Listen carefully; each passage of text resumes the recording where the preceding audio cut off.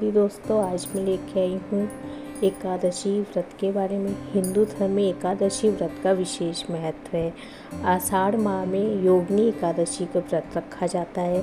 तो आइए जानते हैं योगिनी एकादशी व्रत विधि, मुहूर्त, पारण का समय, सब कुछ आपके साथ यहाँ पे मैं शेयर करने वाली हूँ।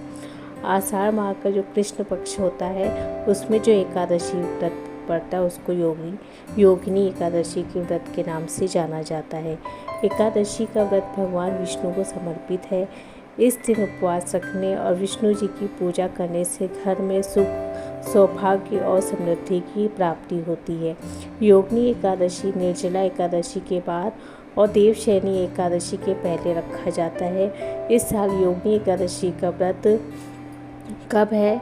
तो आषाढ़ माह के कृष्ण पक्ष की एकादशी का जो तिथि का आरंभ है वो 1 जुलाई को सुबह 10:26 से होगा।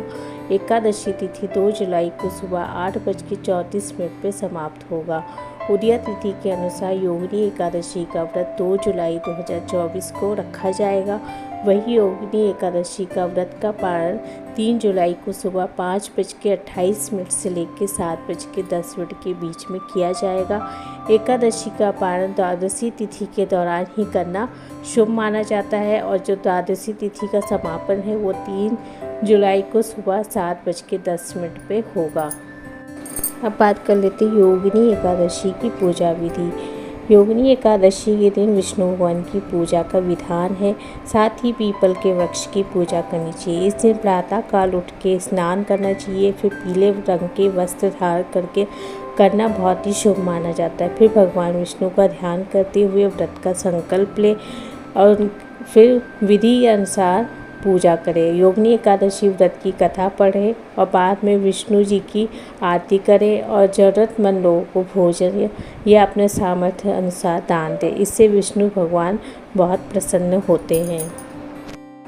एकादशी के दिन कुछ कार्य ऐसे होते हैं जो नहीं करने चाहिए, जो खास करके वो लोग जो एकादशी की पूजा विधि करते हैं या व्रत रखते हैं उन व्यक्ति को प्याज लहसुन का सेवन नहीं करना चाहिए और व्यक्ति को भूल के भी तामसिक भोजन नहीं करना चाहिए। शाकाहारी जीवन बिताएं और सिगरेट, शराब आदि नशे से दूर रहें।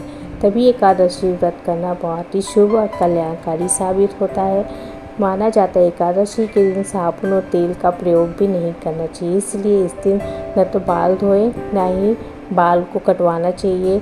इस दिन नाखून भी कट नहीं करना चाहिए।